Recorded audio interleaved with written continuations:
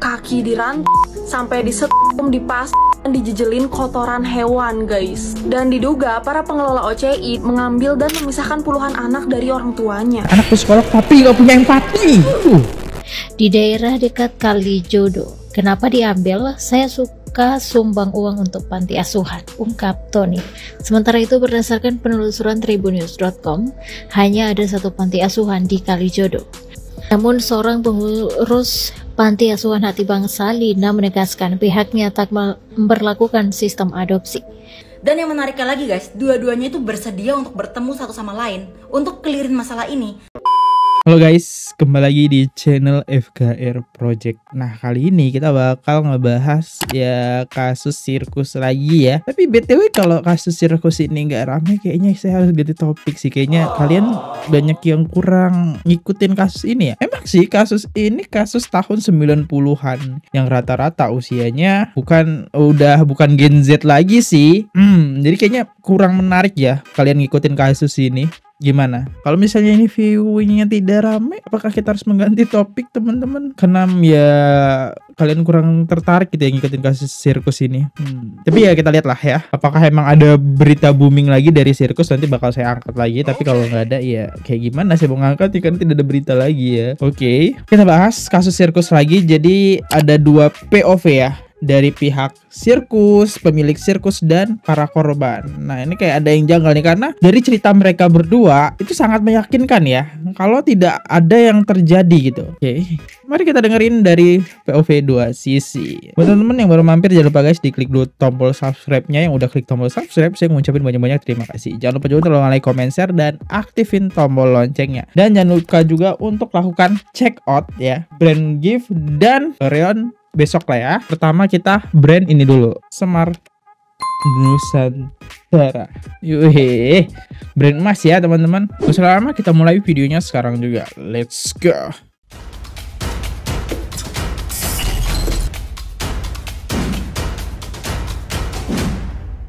Oke, kita dengerin dulu dari sisi para pemain sirkus. Yang nyampein bukan saya tapi dia. Para pemain sirkus ini dijadiin budak sampai disetrum dan dipas. Kalian udah denger belum tentang insiden penyiksaan yang terjadi di Oriental Circus Indonesia? Ini tuh bener-bener ngeri dan gak manusiawi sih. Jadi OCI atau Oriental Circus Indonesia ini berada di bawah pihak Taman Safari Indonesia. Kabarnya dugaan kekerasan pada para pemain sirkus ini sudah terjadi pada tahun 70-80-an. Dan gimana sih kronologinya? Oke, jadi Oriental Circus Indonesia atau OCI adalah sekelompok sirkus legendaris yang pernah menghiasi dunia hiburan tanah air. Dan si OCI ini tuh resmi berdiri di tahun 1972. Krunya mencapai sekitar 70 orang dan mereka tuh selalu keliling kota setiap tahunnya. Nah, pada tahun 90-an si OCI ini tuh sampai pada masa kejayaannya, yaitu mereka sampai udah tampil di US, China, dan Inggris. Tapi OCI sekarang emang udah nggak ada nih guys. Tapi kisah kelamnya kayaknya masih bisa didengar deh. Jadi ada mantan pemain OCI yang dulu buka suara di sosial media yang menceritakan masa kelam yang mereka laluin di OCI. Mulai dari perlakuan yang tidak manusiawi, kaki dirantai, sampai disetum, dipas, dan dijejelin kotoran hewan guys. Dan diduga para pengelola OCI mengambil dan memisahkan puluhan anak dari orang tuanya. Dan anak-anak itu dipaksa bekerja tanpa upah. Sampai-sampai mereka sendiri nggak tahu identitas mereka ini sebenarnya siapa. Dan pihak Taman Safari bilang OCI dan Taman Safari ini adalah organisasi yang berbeda. Tapi satu sisi pernyataan dari korban bilang kalau yang nikah itu adalah pemilik Taman Safarinya. Jadi gimana nih guys menurut kalian tentang kasus ini? Menurut saya kita baca komen dulu ya. Pasung itu apa ya? Nggak nerima jokes. Nggak tahu sih. Jadi ya kalian udah tahu lah ya, kayak dirantai itu pasung tuh. Ditahan ya pakai kayu segala macam, dirantai lah intinya ya. Kalian nggak bisa kemana-mana, ditahan intinya. Nah seperti itu. Kalau salah mau dikoreksi. Next. Tutup Taman Safari. Gimana guys? Ditutup Taman Safari nggak? Tapi kalau dari sisi lain, kalau ngomongin tutup Taman Safari kan banyak banget ya yang kerja di sana gitu. Ternyata dugaanku bener. Aku merasa ada yang aneh dengan sirkus, mulai dari pertunjukan sampai hewan-hewan yang bisa melakukan atraksi. Aku merasa apa ini tanda panah? Pertunjukan yang menurutku sangat menyiksa mereka Dan bener apa yang sebenarnya terjadi. Sungguh aku semakin benci dengan sirkus. Itu cuma di Taman Safari. Oke. Tadi kan ada komentar yang minta diboykot. Sedangkan ada salah satu netizen nih yang pro kontra juga nih, nggak setuju kalau itu diboykot. Gimana nih? Kita dengerin statement dari netizen. Kita boykot Taman Safari, bukan tanpa alasan, bukan sekedar emosi. Ini tentang Mari kita boikot Taman Safari. Tidak ya, tidak. Saya juga punya alasan kenapa di sini saya mengatakan tidak. Karena di Taman Safari itu banyak karyawan atau orang-orang yang numpang hidup di sana, bergantung hidup di sana. Apabila diboikot, mereka mau kerja apa? Mereka mau makan di mana? Ini tentunya harus dipikirkan juga ya untuk boikot. Kita itu harus mendengarkan dua sisi ya. Jangan hanya satu sisi saja. Maksud saya bukan manusia ya, saya juga manusia sama seperti kita ini. Kita dengarkan di sisi yang punya Taman Safari dan juga boleh kita dengarkan dari sisi teman-teman kita yang bermain sirkus tersebut. Jadi kita harus mendengarkan kedua belah pihak dan tentunya punya alasan dong kenapa mereka seperti itu, ya kan? Gimana teman-teman? Apakah setuju jangan diboikot? Tulis di komen. Oke, kita lihat komentarnya. Boikot. Dibales nih. Enak saja. Iri dengki ia melihat orang lain kaya. Orang yang membangun bisnis itu tidak segampang membalikan telapak tangan. Segampang itu suruh boikot. Nah, ini salah satu netizen yang gak setuju ya. Lanjut lagi. Termasuk kamu yang ya. Tidak ada pemboikotan apa-apa. Taman Safari banyak karyawan yang bergantung hidup, enak saja boikot-boikot. Segampang itu ya? Mau menghancurkan bisnis orang. Gak setuju yang kedua. Oke, ini ada yang setuju nih dari netizen lagi nih. Emang bener mbak, tapi mereka itu dibikin seperti binatang. Tapi itu keterangannya dari mereka. Orang mereka ada sebab dan akibat. Namanya latihan. Itu keras. Latihan balet sama ekstrimnya apalagi sirkus. Dengarkan suara dari pihak Taman Safarinya. Dari mana mereka diambil. Seterusnya dari panti asuhan. Oke, jadi ada salah satu berita lagi ya yang ngebahas kejanggalan mereka ini dapatnya dari mana gitu. Karena ada banyak anak-anak kecil kok bisa dapat mereka yang dilatih buat sirkus ya. Tapi kalau dipikir-pikir iya ya. Kok rata-rata kalau orang yang nggak berbakat bermain sirkus ya mana bisa. Apalagi itu kan badannya harus lentur-lentur banget ya. Dan itu latihannya cukup menyakitkan teman-teman ya. Karena nggak semua orang terlahir dengan badan yang cukup lentur. Oke, jadi ada salah satu berita yang ngebahas panti asuhan tersebut. Nah, kita dengerin ya. Teka-teki panti asuhan tempat Hadi Manangsang ambil anak-anak hingga bunker bawah tanah. Oke. Jadi ya anak kecil itu nggak ada identitas segala macam, nggak tahu orang tuanya karena dapatnya dari panti asuhan. Nah dari salah satu Tribun News Sutra ini mencoba menelusuri nih, menarik banget. Oke kita dengerin. Pemain Oriental Circus Indonesia atau OCI diketahui berasal dari panti asuhan di Kalijodo, Jakarta Utara. Pendiri OCI yang juga Komisaris Taman Safari Indonesia atau TSI, Tony Sumampau, mengatakan beberapa pemain OCI memang telah diasuh keluarganya sejak anak-anak. Anak-anak itu diambil orang tua Tony, Hadi Manansang, dari panti asuhan di Kalijodo sejak bayi. Orang tua itu suka menampung anak, jadi dari bayi entah anaknya siapa. Ternyata waktu saya tanya, ini anak dari mana? Katanya anak dari panti asuhan di daerah dekat Kalijodo. Kenapa diambil? Saya suka sumbang uang untuk panti asuhan, ungkap Tony. Tony menjelaskan anak-anak itu dibesarkan oleh keluarganya hingga berusia 6 hingga 7 tahun dan kemudian dilatih untuk menjadi pemain sirkus. Jadi dari bayi dibesarkan, usia 6 hingga 7 tahun baru dibawa ke sirkus untuk mulai dilatih, jelas Tony. Saat disinggung mengenai panti asuhan tempat orang tuanya mengambil anak-anak, Tony menyinggung soal Komisi Nasional Hak Asasi Manusia atau Komnas HAM.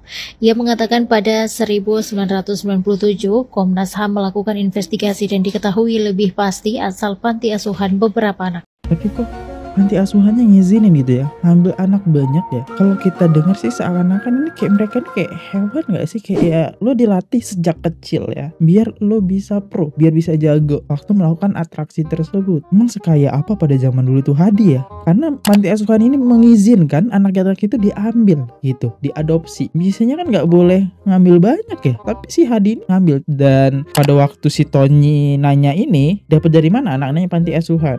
Nah, tapi ada beberapa korban ya, pemain sirkus katanya nggak ngambil dari panti asuhan, nggak ada. Ada salah satu korban juga ya, kita dengerin kemarin di FCN yang ini, Bu Eva, dia bilang dia bukan dari panti asuhan. Itu gimana tuh? Makin janggal nih ya. Tapi hadinya sendiri, bapak dari Frans Manangsang udah nggak ada ya, udah meninggal dunia ya, jadi bingung juga sih anak tersebut.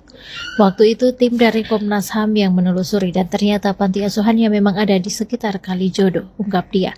Sementara itu berdasarkan penelusuran tribunnews.com, hanya ada satu panti asuhan di Kalijodo. Panti asuhan itu adalah Panti Asuhan Hati Bangsa yang berlokasi di Jalan Jembatan Dua Raya, Kelurahan Pajagalan, Kecamatan Panjaringan, Jakarta Utara. Namun seorang pengurus Panti Asuhan Hati Bangsa, Lina, menegaskan pihaknya tak memperlakukan sistem adopsi. Hal senada juga disampaikan Kepala Panti Asuhan Hati Bangsa, Mikas. Mikas mengungkapkan panti asuhan yang dipimpinnya berdiri sejak 2016. Sejak didirikan, kata Mikas, panti asuhan Gimana pula ya, ini panti asuhan berdiri tahun 2016. Sedangkan si Pak Hadi tersebut ngambil anak-anak dari panti asuhan Kalijodo. Sedangkan panti asuhan gak ada lagi, cuma ini satu-satunya dari penelusuran Tribun. Loh. Waduh, ya kita kalau berpikiran positif sih udah tutup mungkin ya panti asuhannya mungkin. Cuma kan pasti ada jejaknya ya, jejak digital panti asuhan tersebut. Mana nih? Tidak ada sistem adopsi terlebih untuk dijadikan pemain sirkus. Mikas lantas menjelaskan sistem adopsi tidak boleh dilakukan oleh lembaga yang sudah terlegalisasi sebagai panti asuhan. Sebab seharusnya panti asuhan memiliki visi dan misi untuk membangun masa depan. Anak-anak yang diasuh merupakan anak-anak terlantar imbas kondisi yatim piatu ataupun broken home atau keluarga tidak utuh. Anak-anak di Panti Asuhan Hati Bangsa menjalani pendidikan di beberapa sekolah di kawasan sekitar Panti Asuhan. 2 dari 36 anak yang diasuh kini sedang menjalani pendidikan kuliah di Universitas Trisakti dan Universitas Esa Unggul.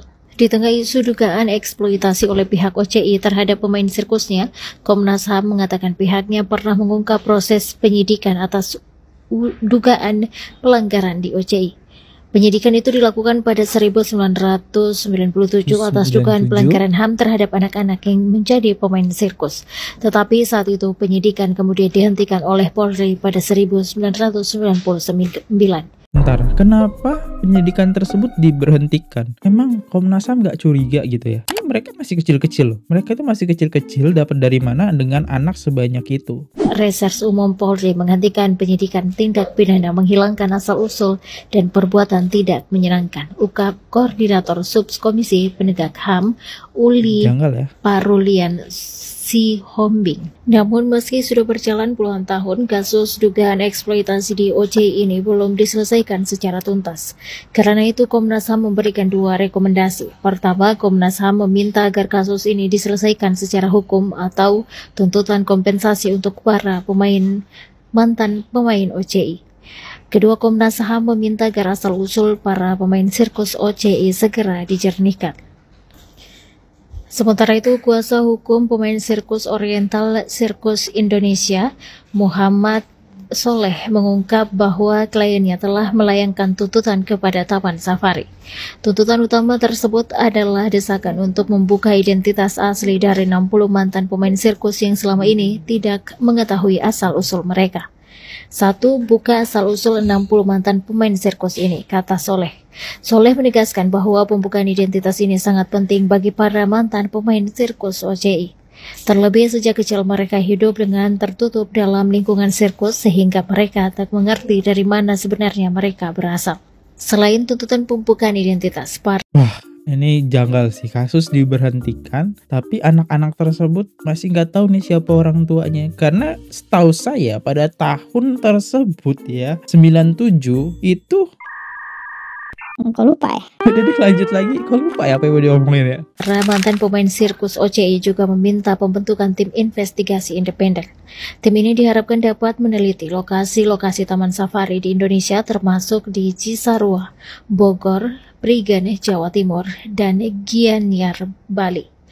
Menurut pengakuan para pemain sirkus, terdapat bunker dan rumah di bawah tanah di taman safari yang diklaim sebagai tempat tinggal mereka. Rumahnya itu ada di bawah tanah, tempat mereka tinggal. Disitulah tempat penyiksaan, tegas Soleh. Di sini tempat penyiksanya di bawah bunker. Wow. Wow. Jadi gimana guys? Ini teka-teki banget nih. Jadi mereka tersebut para pemain sirkus itu dapatnya dari mana sebenarnya? Ya secara logika kalau panti asuhan dia ambil anaknya sebanyak ini sih ya bisa habis sih anak-anaknya. Soalnya banyak banget ya. Dan kenapa kasus ini diberhentikan? Bertanya, apakah ada oknum yang dibayar? Bertanya loh ini ya, karena tidak memungkinkan sampai sekarang aja ada kan. Jangankan pihak baju coklat, ada HKM, hakim, jaksa, segala macam itu banyak kan beredar di suap lagi dulu gitu ya. Ini bertanya teman-teman, bertanya. Ya semoga nggak benar lah ya apa yang saya tanyakan ini ya. Oke, kita berdiskusi seperti biasa di kolom komentar. Oh ini dia Bu Vivi ya yang pemain sirkus. Oke, di sini Bu Vivi komentar nih. Pertama, tahun 97 saya nanya Tony, di mana orang tua saya? Tapi kata Tony, saya diberikan sama ibu saya ke ibunya bernama Tuti. Sekitar umur 2 tahun. Sekarang kenapa bilang kami diambil dari Kalijodo? Oh beda, pantesan nih pihak Tribun nggak menemukan panti asuhan tersebut. Oh ini nih, jadi statementnya beda lagi ya. Vivi sempet nanya lah ya, sebagai anak yang nggak tahu orang tua aslinya siapa pasti bakal nanya. Pak Hadi atau Pak Tony, Kak Tony, saya berasal dari mana ya? Siapa ya orang tua saya dilahirkan di mana ya? Gitu kan, pasti dia nanya kayak gitu kan. Terus Pak Tony jawab, kamu dikasih ibu kamu. Berarti seakan-akan biar Bu Vivi ini kena mental juga ya, kayak ditinggalin nih sama ibunya nggak mau ngurusin Vivi nih. Oke, next kita baca lagi. Masa sih semua dari Kalijodo? Atau kalian yang suka main ke Kalijodo kali ya? Bisa-bisanya ngeles. Panti asuhan saja sudah jelas kan? Dan terang benderang. Main ke Kalijodo jangan-jangan. Coba cari tahu panti asuhan mana yang mau memberikan anak diadopsi untuk dapat dijadikan sirkus. Ya, ini menarik. Ini sangat-sangat menarik. Setauku, panti asuhan DK sembarang adopsi. Kalau memang ada berarti itu dibungkam dengan uang. Kalau bukan dari panti asuhan, itu dari hasil penjualan. Konspirasi yang sangat menarik ya. Nanti saya bilang iya saya yang berbahaya di sini. Oke, kita baca dari 2 POV ya. Kita bisa ngelihat 2 point of view langsung dari kasus Oriental Circus Indonesia nih guys yang lagi viral. Dari podcastnya Deddy Corbuzier Close the Door. Jadi langsung ada dari ex pemain sirkusnya, sama ada juga langsung dari pemilik sirkusnya. Setelah gue nonton podcast ini, dua-duanya itu sama-sama meyakinkan guys. Dan kalau dilihat-lihat, sebenarnya timeline cerita itu sama, tapi dari point of view yang berbeda doang. Ya kan? Kayak misalkan nih, apa yang diomongin di atas, itu sebenarnya ada yang diomongin di bawah. Tapi ya cuma dari penjelasan yang berbeda aja. Semisal nih, ibu yang di atas bilang, oh ya anak saya begitu lahir, dibawa ke Pondok Indah. Dan pada saat di bawah juga dibilangnya hal yang sama, memang anaknya di Pondok Indah untuk diurus. Terus misalkan yang di atas bilang nih, oh emang adanya dan lain-lain. Dan di bawah juga diakuin, oh ya memang kalau pendisiplinan tuh ada, tapi kalau setem atau makan gajah itu nggak ada. Nah ini ya, yang gapnya itu ada di sini. Nah mungkin kita kalau lihat dari segi keyakinan ya, yang di atas tuh juga meyakinkan ya guys, karena setiap cerita tuh selalu konsisten sama dan selalu nangis setiap menceritakan ulang. Jadi kayak ada bentuk rasa traumanya gitu lah setiap menceritakan. Dan kalau dipikir-pikir, kan pemain sirkus harusnya nggak diajarkan untuk acting menangis, ya kan? Jadi masa ini kalau acting tuh mahir banget, ini menurut logika awam gue ya. Tapi kalau yang dari sisi pemilik sirkus ya itu juga meyakinkan karena ada bukti-buktinya guys. Mereka lagi merayakan ulang tahun, mereka jalan-jalan, mereka foto bahagia, makanya ngumpul bareng-bareng, ada foto mereka lagi belajar juga. Nah jadi benar-benar bingung nih sebenarnya harus percaya yang mana. Dan yang menariknya lagi guys, dua-duanya itu bersedia untuk bertemu satu sama lain untuk clearin masalah ini. Dari point of view yang bawah juga ya siap debat terbuka. Dari yang atas juga mereka siap untuk ditemukan, untuk kayak mencari kebenaran. Wah jadi penasaran nih, kira-kira tuh mana yang benar ya? Apa jangan-jangan ada yang benar di atas, ada yang benar di bawah? Jadi 50-50 nih. Nah nggak tahu nih gimana menurut kalian. Jadi antara korban sama pelaku ya.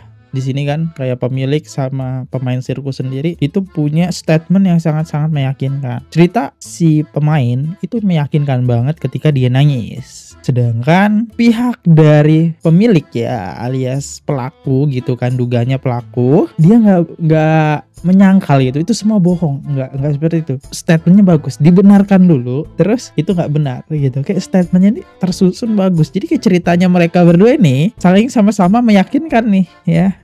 Jadi bikin kita bingung nih, siapa sih sebenarnya yang bener ini ya? Apakah para pemain sirkus ini hanya ngadi-ngadi? Tapi kalau ngomong ngadi-ngadi, kok ada bukti foto-foto ya. Sedangkan dari pihak owner. Lihat tuh bukti foto-foto tersebut kan, foto-foto mereka tuh kan ceria-ceria ya, badannya terurus, nggak ada yang kurus-kurus, dikasih makan, jadi nggak menyangkal gitu. Oke, kita berdiskusi di kolom komen.